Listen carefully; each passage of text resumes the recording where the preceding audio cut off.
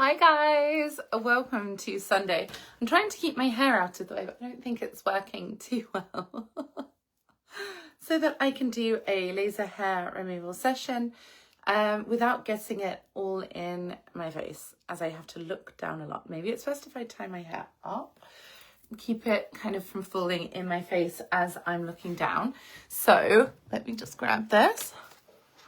I actually got this as a Christmas present. My mum got me it. I've had laser hair removal in many different clinics in and around London, where you zap away your hair to leave silky, soft skin.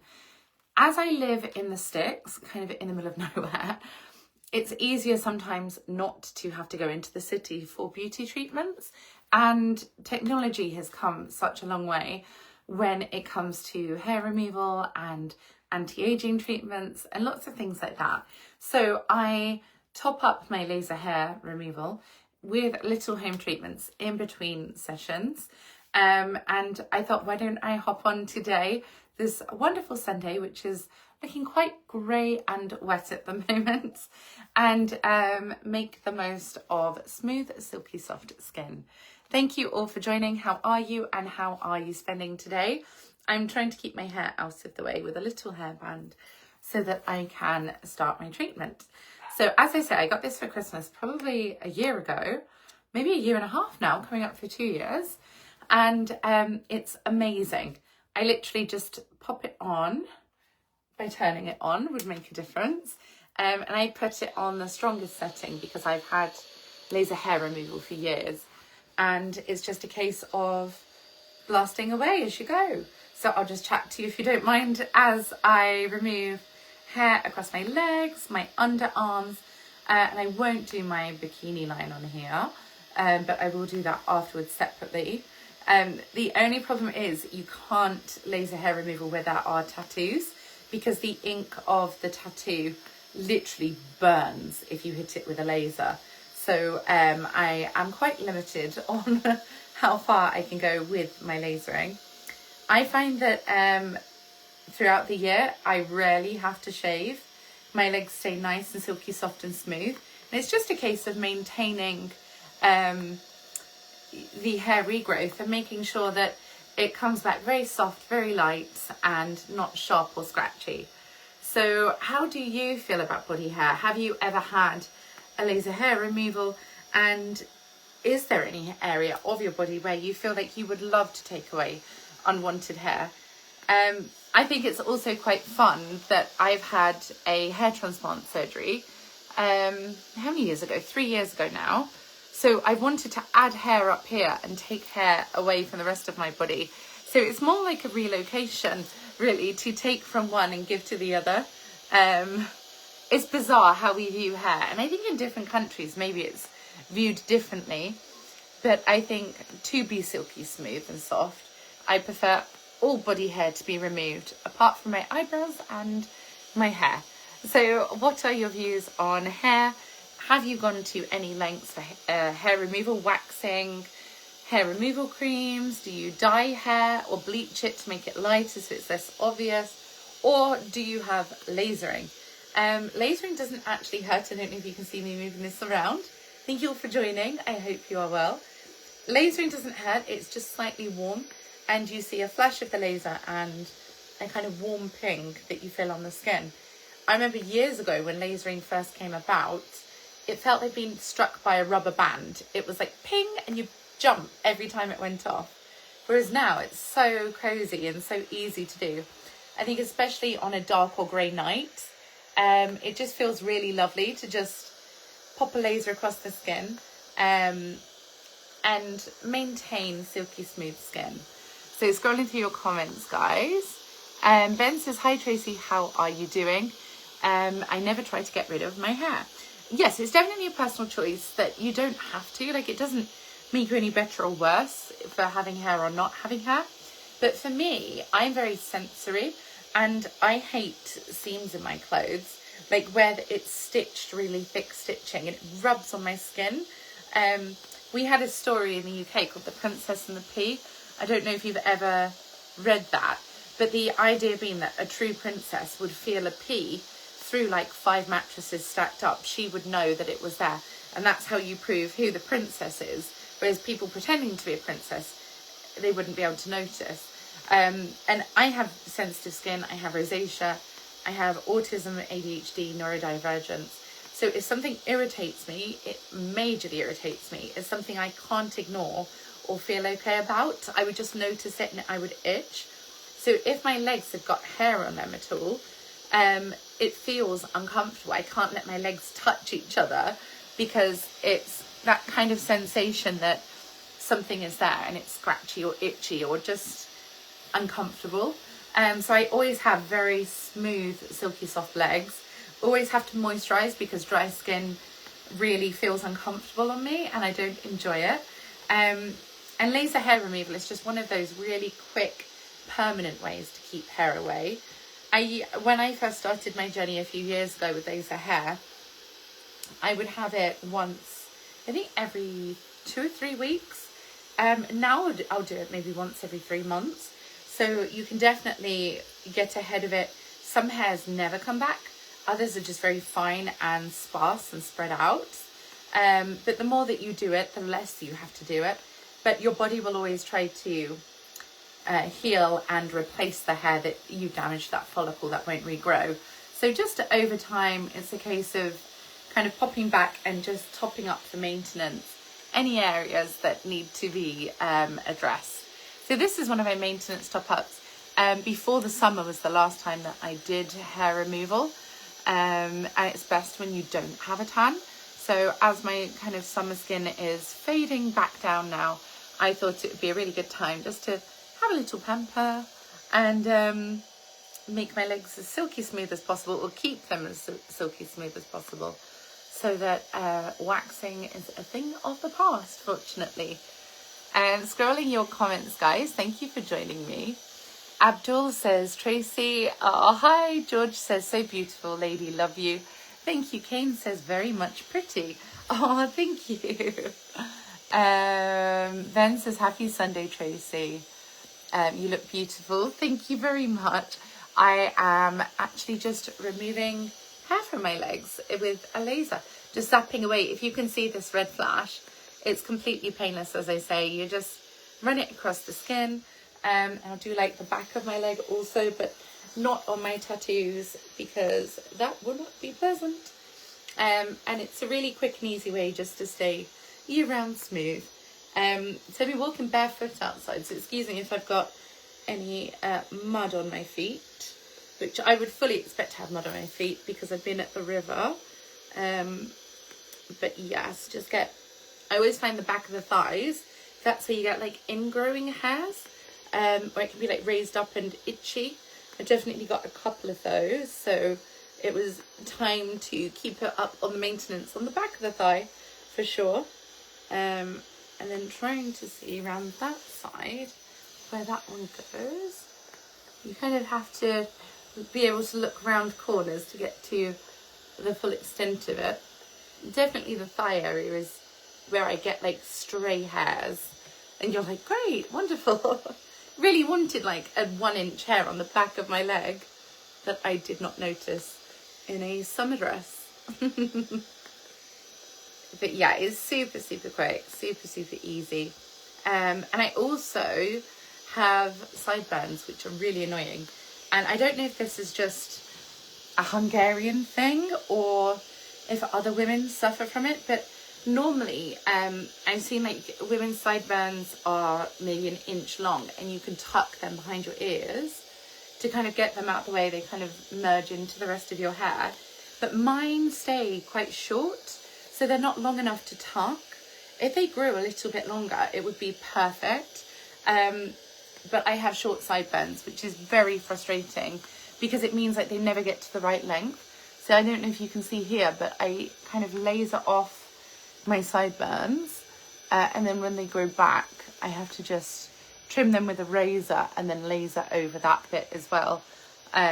Because mine just never grow long enough. So it's really a good thing that they don't get too long, but at the same time, I'd like them a little bit longer so I could just tuck them away and they wouldn't be a problem. How do you feel about sideburns, about facial hair? I know lots of men are having beard transplants at the moment, or it's on the rise as a cosmetic procedure, because you can have patches or lighter hair in one area, less densely packed in, so you can have it so it's not as straight or doesn't go as high as you would normally want. So loads of beard transplants are a really popular thing. I also had, moving on to the other leg as that one's done, I also had an eyebrow transplant at the same time as my hair transplant. Years ago, it used to be the fashion to pluck your eyebrows into like the tiniest, thinnest line. And it just meant that my hair never grew back properly in the middle here. So this kind of one finger section on either eyebrow has been transplanted with my hair from my head. The exact same procedure as having a hair transplant, just on eyebrows, which now means my eyebrows can grow as long as my hair. So if I don't trim them, I'll literally be scooping them out of my eyes to try and see. So when I am very old and unable to maintain my own facial hair and trimming my eyebrows, I'll just have to scoop them back into my fringe and keep them out the way. It could be a really cool look. And I'm sure lots of people now are having eyebrow transplants now that it's a thing, because I don't think it was ever a thing before, or it wasn't talked about. And we will all be in the same boat with seriously long eyebrows when we stop shaving them. So how you would put your hair for a shaver to kind of buzz over your hair, I have a small kind of toothbrush looking shaver where I buzz over the eyebrows. It kind of fits it to a few millimeters long, and just keeps them trimmed so they don't grow excessive, because now they are unlimited length brows, which is really exciting. So I also have some very exciting news about travel. I've been asked quite a few times recently if I will visit any countries, and as and when I will have that on my bucket list to be able to travel. And as I said, my son is now at school in full-time education at the age of 13 in a specialist setting, which has been such an uphill struggle, a super huge battle as a single parent working, to have homeschooled him for a year, that it was well worth it, which means that I now have flexibility to travel a bit more. So over the coming months, the next 6 months, I will be going to 3 countries, which is huge. So first of all, I will be going to America, New York. Next, I will be going to Istanbul, Turkey. And finally, I will be going to Zanzibar, Tanzania, which is incredibly exciting. And I realise that they are all very different destinations, 2 cities and I don't know what you call it, a countryside or the middle of nowhere out in paradise beaches. So I'm really excited to be able to travel right. I also have a weekend in the UK coming up, or midweek, just before my birthday, before I travel for surgery, where I will be in a beautiful cabin and jacuzzi, relaxing for a few days and just soaking up autumn before I fly. So I guess the lead up to my birthday, there's lots of things going on, and I'm excited to travel right and see different parts of the world. I think for so many years I've been a kind of not stay at home mum, work from home mum, where my 4 walls of my home have been my retreat. You could say quite reclusive, because it's not as if I go to like a 9 to 5 and socialise with office workers or a team. I have always worked from home to allow me to raise my children alone, which means then that I'm not massively around people. So my social skills have probably diminished as much as my social battery over the years. So I would love to be able to see more of the world, to meet more people, experience more cultures. And it looks as though I'm finally moving into a position where I have that freedom to be able to do that, because my children are now teenagers. And over the coming years, I will be able to plan more trips and do more things and I guess, kind of discover my life not as a mother, but as a person, an individual. I'm not in a role, I'm just myself. So have you guys had children who have grown up and left home perhaps? How do you rewrite your identity in between? I think with young children, my children really struggled to travel. They hated disruption, with my son being autistic particularly, to break up the routine of what you're used to go to places that you're not used to be in hot temperatures. They really struggled. So I think sometimes it's easier to wait for them to get older before you do such things. And of the holidays I took them on when they were very little, they don't remember any of them. They look at pictures and they're like, what's that? Where did we go? And I'm like, oh my God, I thought I was giving you these wonderful memories as children. But actually they were overtired, overheated, and just wanted to go home and play with their toys. And they weren't interested in travel or going to a beach in a foreign country when a local beach made them just as happy. So yes, I will scroll your comments as I am continuing to work down my other leg. I don't know if you can see my laser hair removal off of camera. If you're seeing flashes and wondering where it's coming from, I am removing leg hair, which is just a simple short flash that is a warm blast, not that hot, and it shrinks your follicles in your skin to give you silky smooth, clear legs, arms, underarms, bikini line face. Wherever you can grow hair, you can remove hair. Ben says, I love what you've done with your hair, Tracy. I just scooped it back to kind of just put a hairband so it doesn't fall in my face, because I wouldn't want to catch any hair there. It will smoke if you hit hair. Scrolling your comments, Ben says, I'm okay today, Tracy. Wonderful to hear. I hope you're all having a lovely Sunday wherever you are, whatever you're doing. Rashid says, hi, welcome Rashid. Rahan says, lovely meeting on a Sunday. I think it's a really nice way to spend an afternoon in the, are we autumn now or are we still in the summer? Just pampering and preening and removing hair from your parts. I will scroll your comments as soon as I can get close enough to the camera. Let's have a look. Ben says, glad that you are my friend, Tracy. Oh, likewise. Thank you all for joining. Cuz says, hello. Hi there. Smooth says, love you. Ashat says, Tracy. Thank you. Ajith says, very beautiful. Thank you. Scrolling your comments. Ben says, how is Gabriel doing, Tracy? So Gabriel is my son. He is 13 and he has spent a year of homeschooling before moving to specialist education. He absolutely loves his new school. His teacher phoned me. I saw his head of year and they just said, what a lovely boy you have. And I'm like, yes, finally he's in a setting in junior school, or the school that he went to before high school, or secondary school, it's called where we are.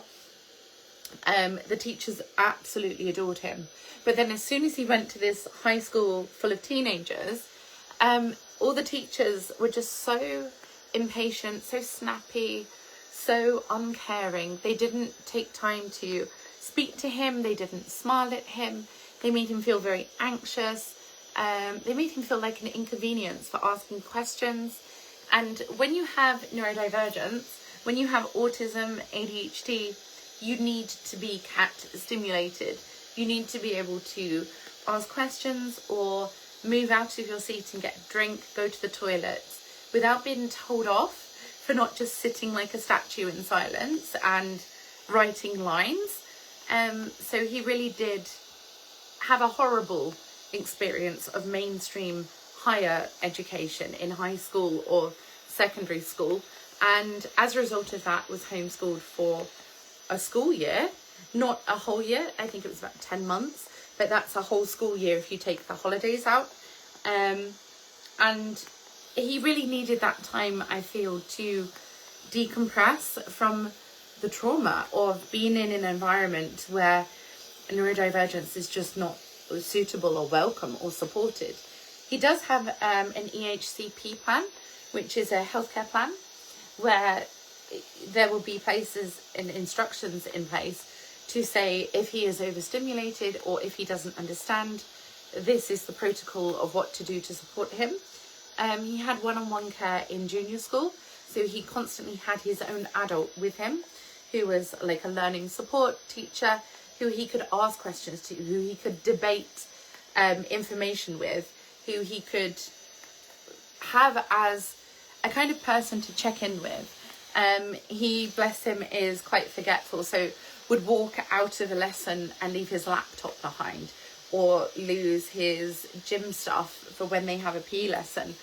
So he wouldn't always remember routines in that sense.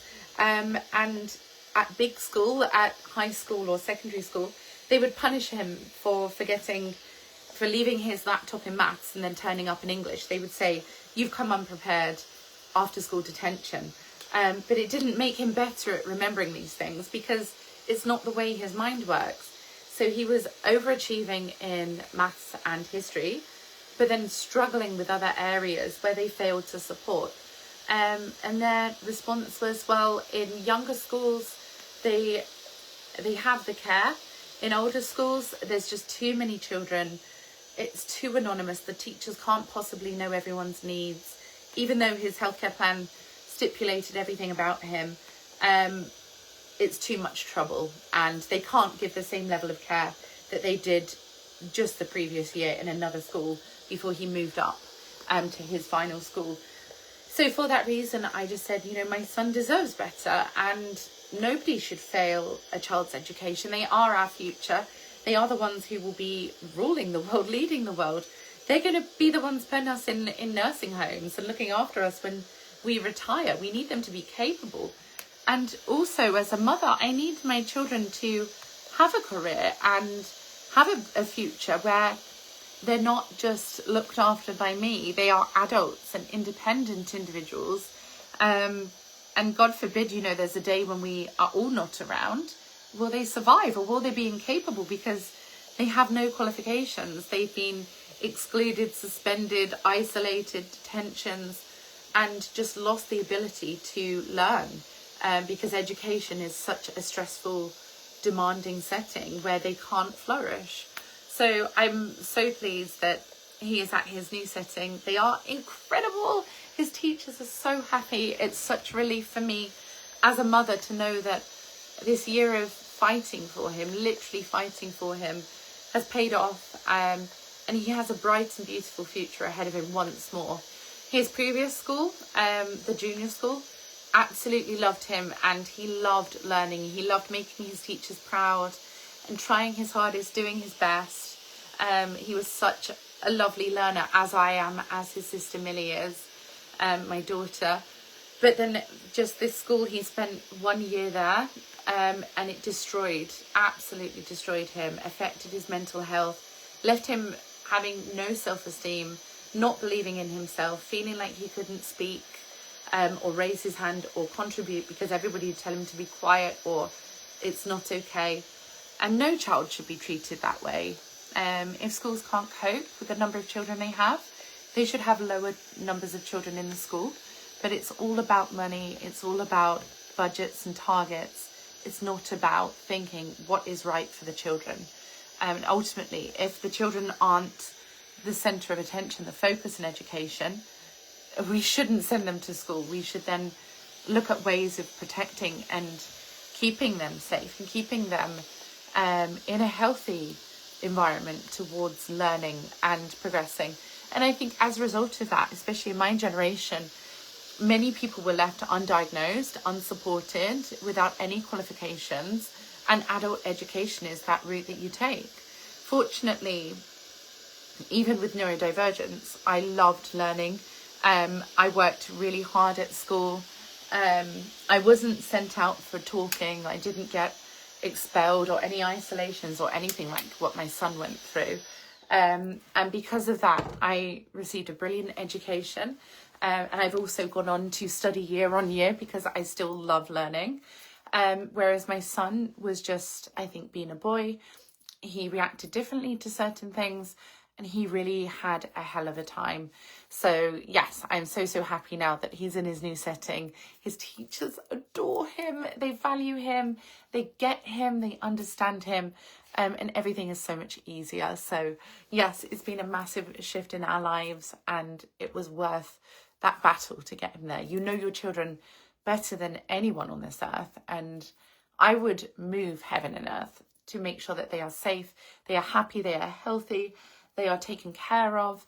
And part of that is preparing them for life, setting them up for whatever career they choose to have, whether that's a scientist or a pianist or a ballerina, or even just something that you would never expect them to choose. It's their right to have that, and we shouldn't have that right taken away from us. So now I know that both of my children will have whatever career they choose because they are supported, they are loved, they are capable, and they believe in themselves because of it. So wherever you are in life, whether that's school or work or relationships, if you are not supported and loved, you do not have to stay. And yes, it may seem scary to move away from what everyone else is doing, or to change settings, to make new friends, to be the new person. But it's the right thing in life to do. And Gabriel's already made like multiple friends. In less than a week, he has made multiple friends, and they are calm children who understand him. They don't judge him or think he's different or strange or weird for being neurodivergent. So many people have gone undiagnosed, under the radar. They are struggling to keep up and fit in. And people aren't noticing that this is the case.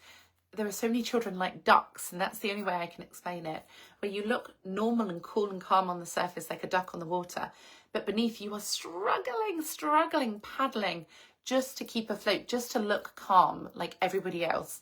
And everybody else isn't taking any effort or energy to just be themselves. But those who are masking neurodivergence, they are putting in 110% effort just to look like they're not putting any efforts in at all.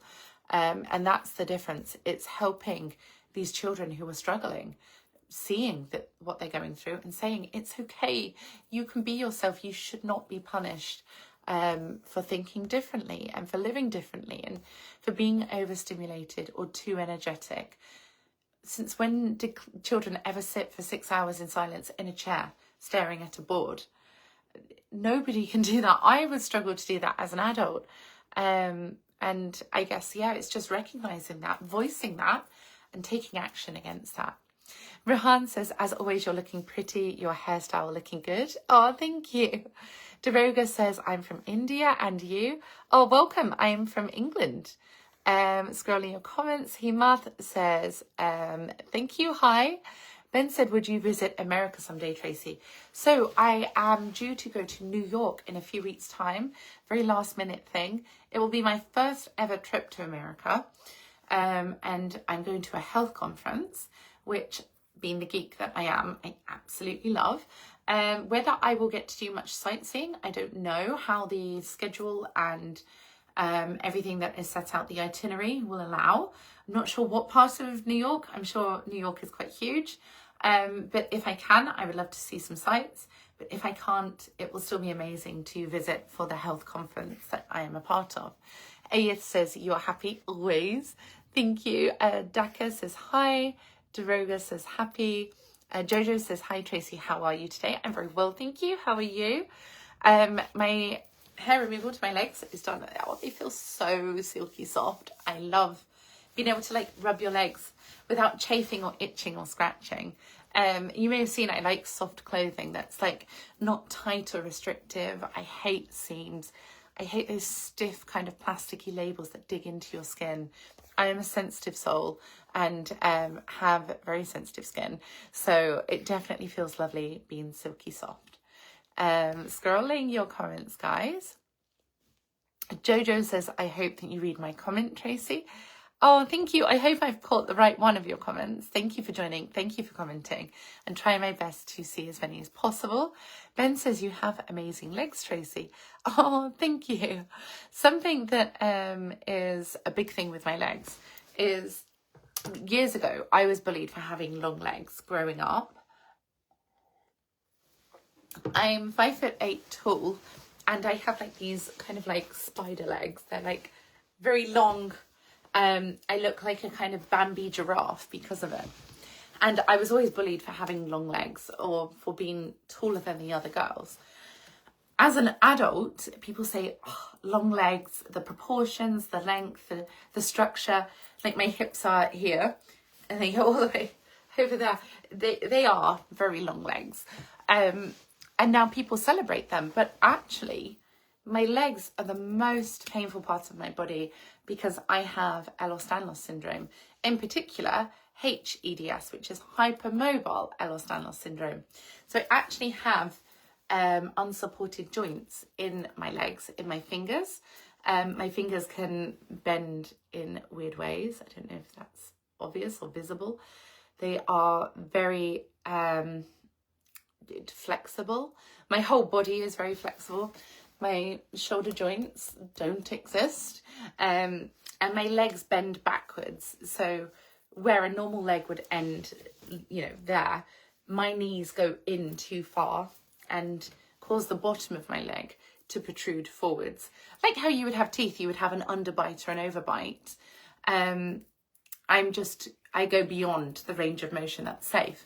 So as a result of that, I have constant pain every single day and inflammation, but I still go to the gym.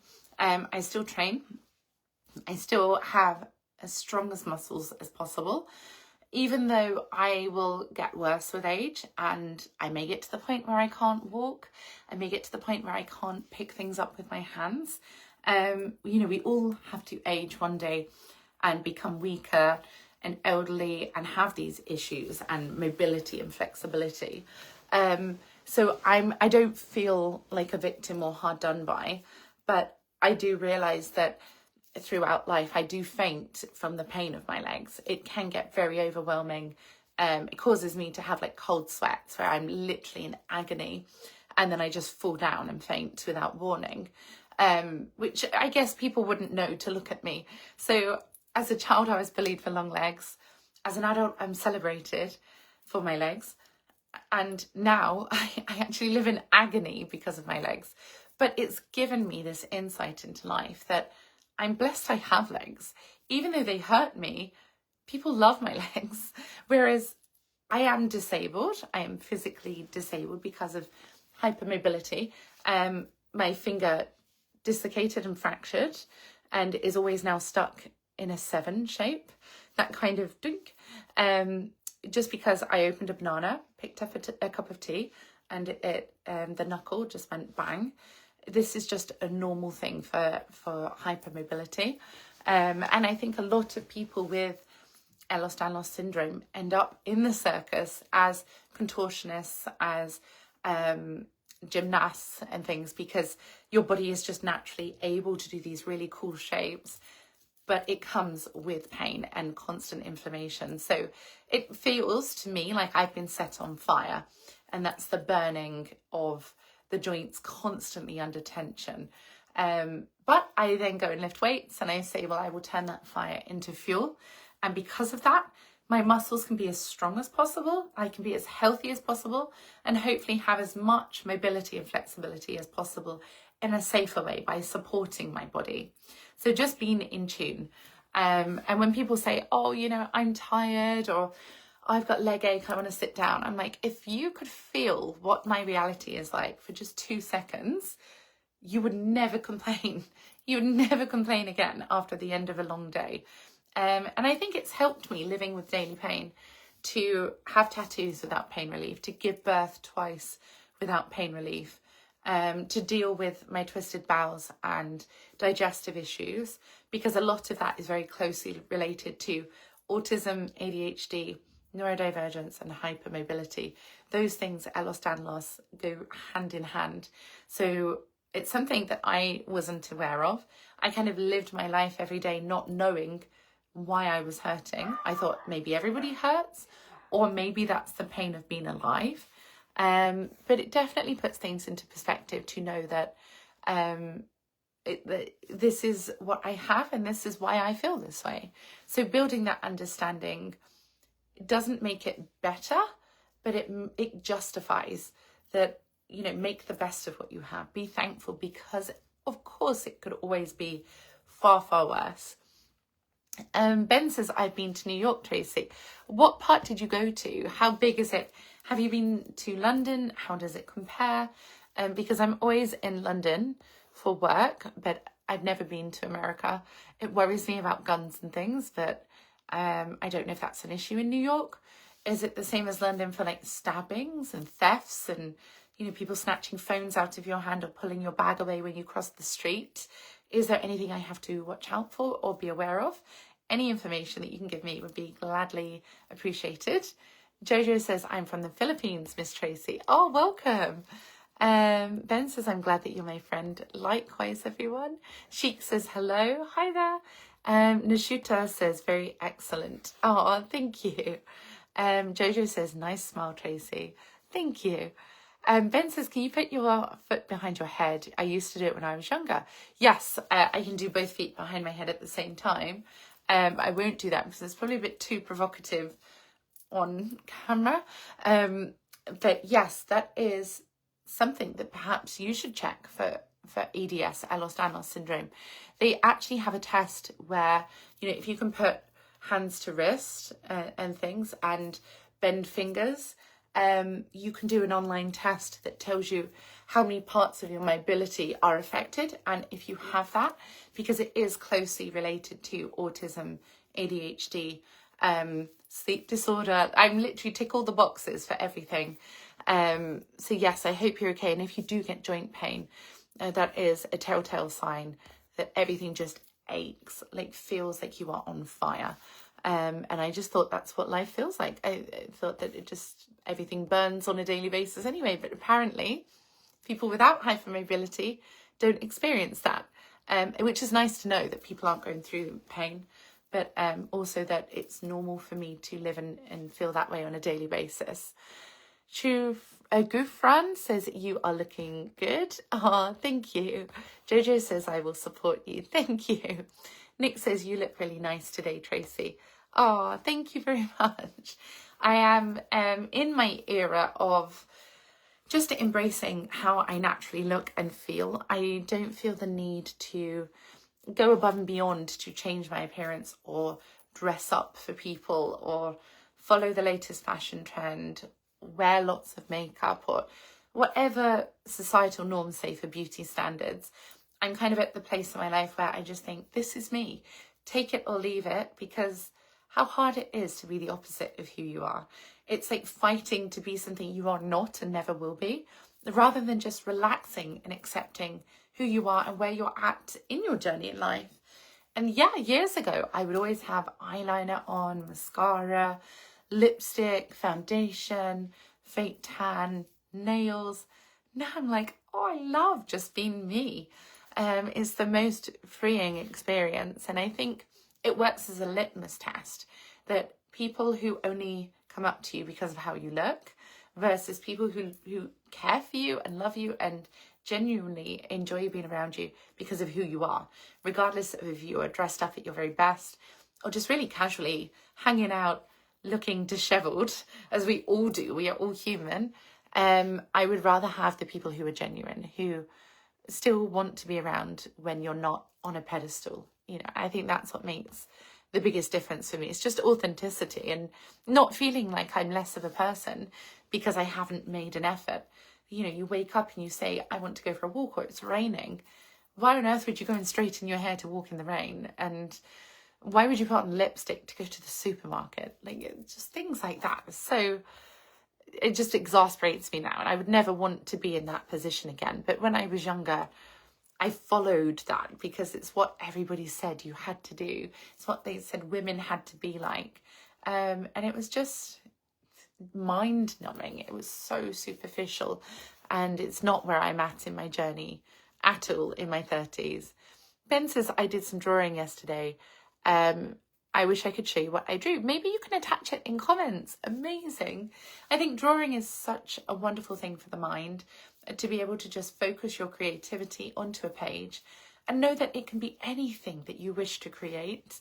I used to love painting, I can't say that I'm the best at it, but we all have our own style. When I draw things, I tend to have quite bold lines, whereas my daughter's really good at doing soft facial features and things. But for me, it comes out more cartoony because of that.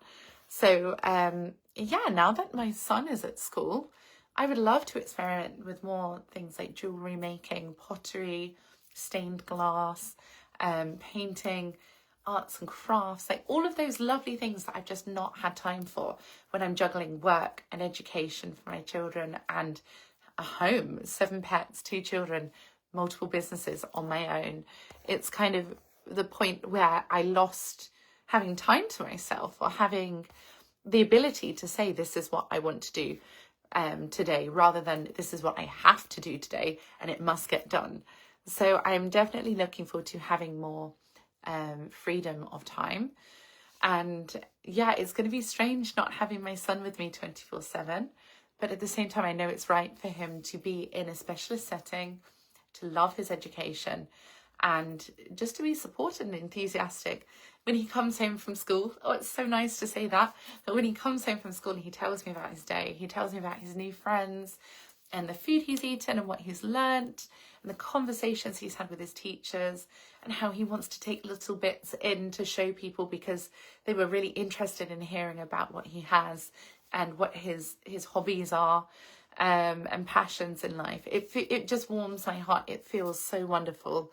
And I'm just over the moon that I've been able to get him there. Riyadh says, you look amazing. Oh, thank you.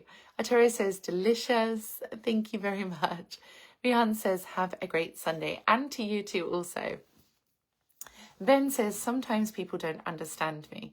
I'm sorry that that's the case, but can I also reassure you, for the majority of my life, people don't understand me. When I was at school, I was that shy, quiet geek. I didn't speak as a child. I had to have speech therapy to even say words because I just was so scared, so insecure, so nervous, so anxious. I wanted to disappear. I wanted to never be seen. I hid away. I retracted from life. I was bullied because I was scared of everything. I said no to everything. You know, they would say to me as a little girl, do you want to come and play? No. Do you want to try this food? No. Do you want to dance with us in this little circle of girls dancing? No. You know, I always said no, and nobody really understood me. Nobody took time to get to know me, and I retracted completely. I loved writing, so I just sat in my room reading books, writing poetry, writing stories, feeling safe in this world of communication, because face to face, humans were horrible. People were so judgmental, even from a young age. And I know they didn't necessarily mean it, because children don't realise when they're upsetting people, when they just speak their mind and they have no filter. But that continued, that kind of cruel judgment continued into teens and adulthood. And even now, I'm 37 years old, on a daily basis I have insults online. Where I come for my work, for social media, people insult me, people call me narcissistic or self-obsessed or attention-seeking or wanting validation. And in reality, you know, I'm sitting here, I'm absolutely sweating in a sports bra and shorts because I can't thermoregulate. So I always glow red. I feel like I want to pull my skin off, which is probably an autism thing. And I hate having my neck and shoulders covered. I really struggle. It feels like I'm suffocating and I can't breathe. But nobody understands that. And every day my body feels like it's on fire because of my joints being inflamed. But nobody sees that. Nobody feels that. They think, oh, you're just a normal person. Why are you not wearing as many clothes as everyone else? But if you walked a mile in my shoes, what does it feel like to be on fire? That's how I feel. So I'm not seeking validation in wearing gym wear to the gym or casually when I'm at home. It's just how I'm trying to make a painful life more comfortable. But people look at me and they don't understand that because they don't know my life experiences. They haven't taken the time to get to know me. And they're too judgmental, they're too impatient, and they're too angry and upset in their own lives. So Ben, if people don't understand you, don't take it personally. Not everybody has the capacity or the heart to understand others, because they are wrapped up in what they do in their everyday life. They may have stresses or struggles or anxiety or stress over something where they can't see past that. They are blinkered in their own existence. And if somebody is holding them up in a queue because they take too long, or they're speaking and they don't want to hear what they're saying, they're going to be rude, they're going to snap, they're going to leave horrible comments, they're going to make unkind judgments. Do not take it personally. And that's what I've learnt. You don't have to please all of the people all of the time. You will not be everybody's cup of tea, but the people who are right for you will find their way. And the people who just don't get it, let them leave. Comfortably say, on your way, please. We are just not a match. We are not a good connection. This is not a vibe. So if people don't understand you, don't try to make them understand. Let them pass by. They are not for you.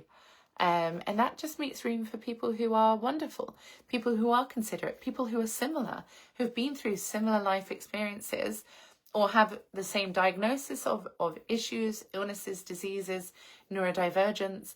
And they just go, yeah, I get it. That's similar for me. I live that way. Or, oh, I feel the same way. Or I've been through that as well. Yeah, I thought I was the only one.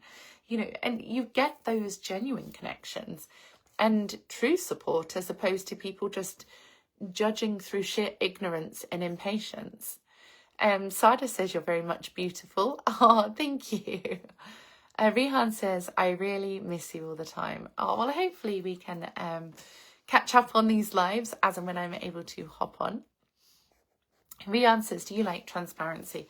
Absolutely. I think people should just be honest. And yes, you will possibly offend people with your views, but that doesn't mean that your views aren't valid, and it doesn't mean that your views are wrong.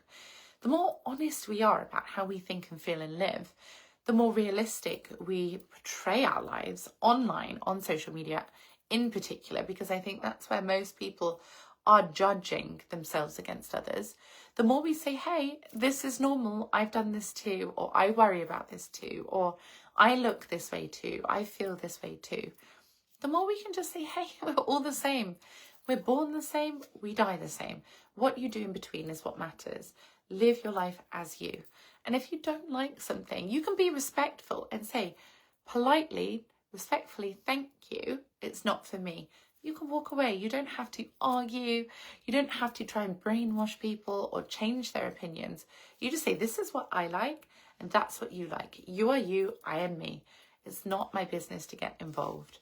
And I think that's more how the world needs to be, to take a step back and let people be people. Find where you belong and respectfully move away from what grates on you, what infuriates you or agitates or offends you. You don't have to sit in that and get upset about it. We need to learn to take control of our own emotions, our own actions and behaviours, and remove ourselves from situations that are not healthy for us.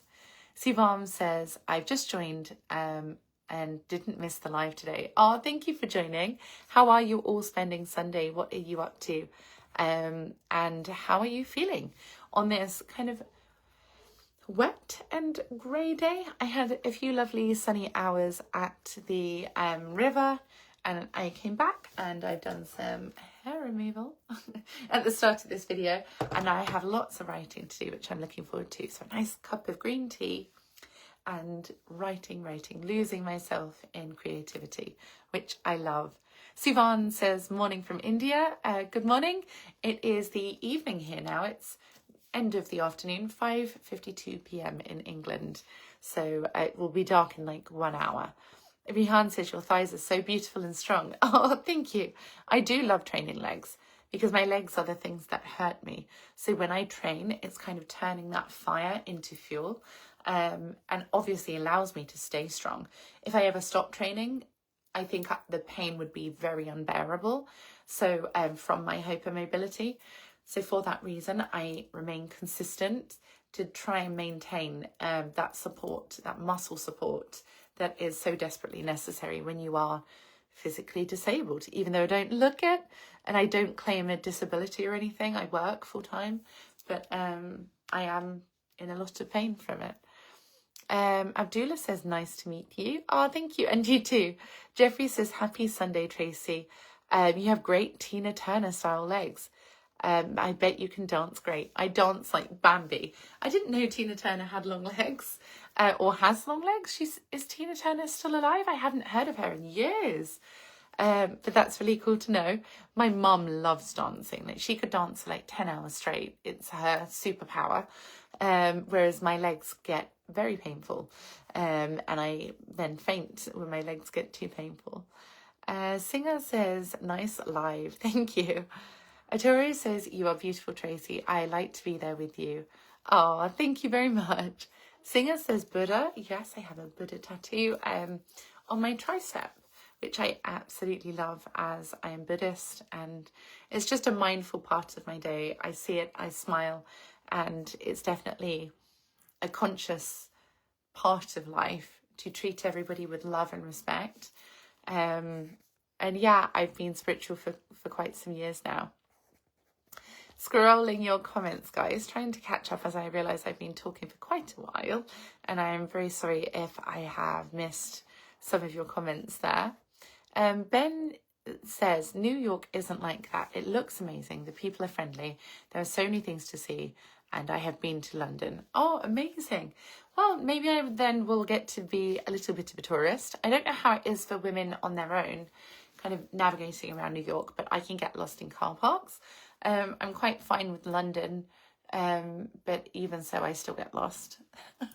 I'm not sure about flying to another country and another city, but I'm hoping it will just kind of feel quite natural to me to kind of relate that as in, you know, metros or something that you travel on, or take an Uber, and it shouldn't feel too daunting that I'm miles from home in the middle of nowhere where I don't know where I am.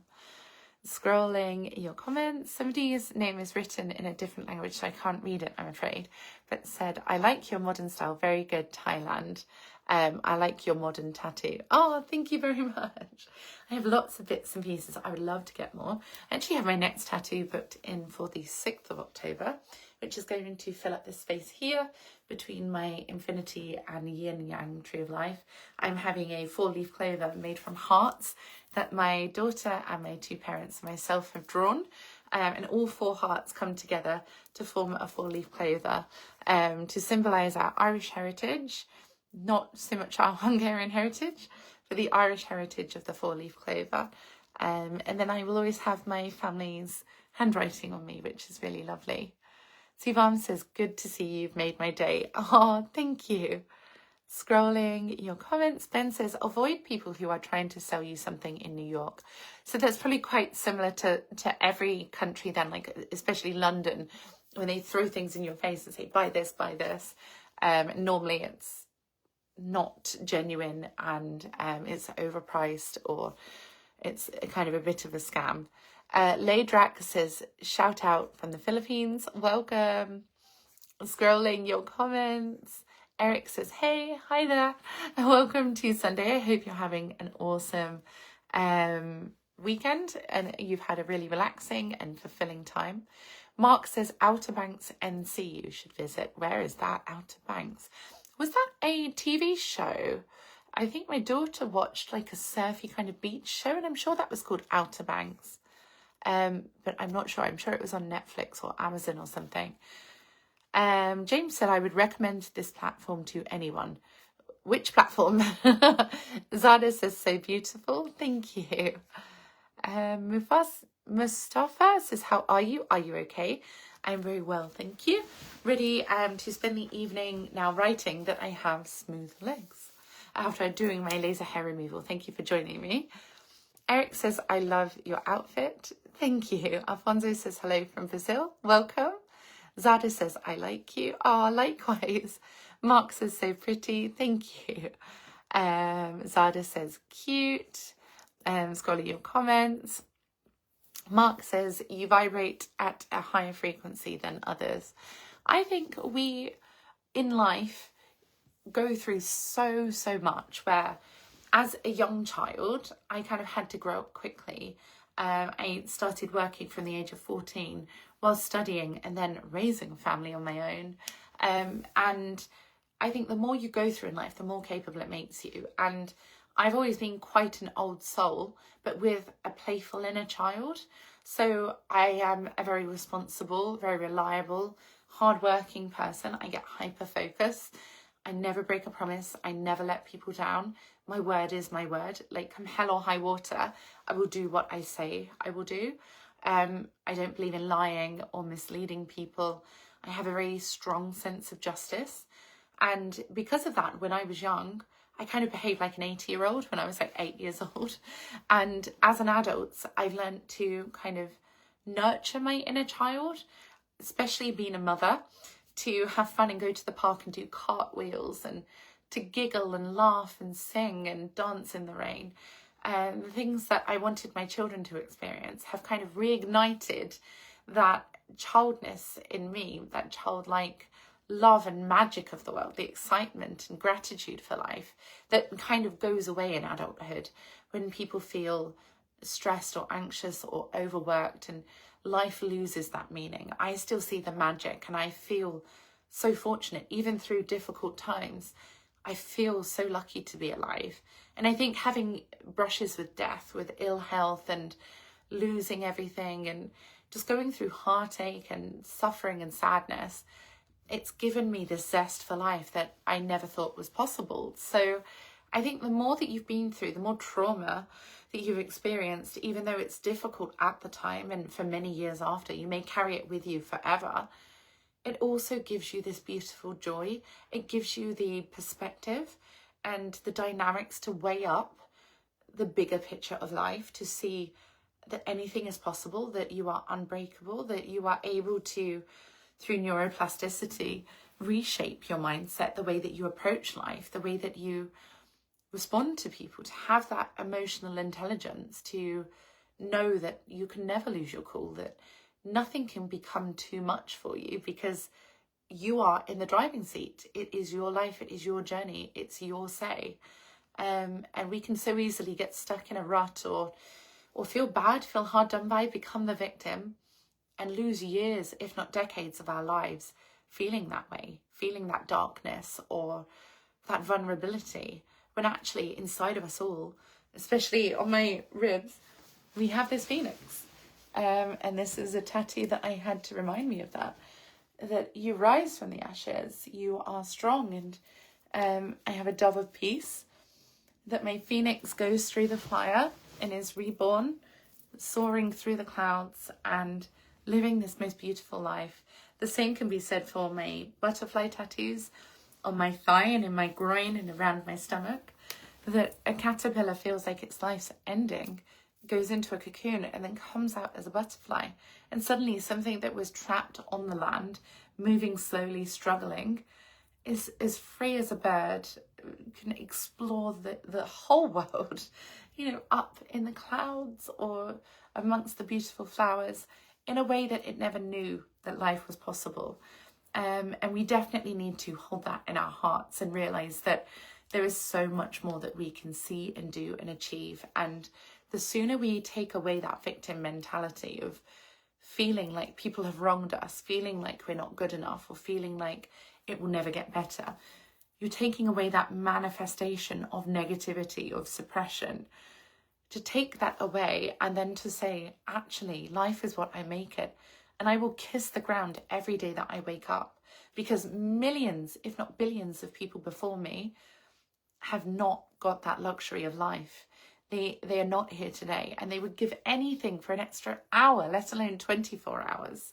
So to see this miracle of life, to see the unlimited potential and opportunity around us, and to know that we can change our existence to make it the wildest of our dreams, one step at a time, by shifting that mindset and trying something new, moving away from what does not serve us. It's scary, it's the fear of the unknown, it's breaking routine, it's leaving your comfort zone, but it leads you to the most stunning destinations.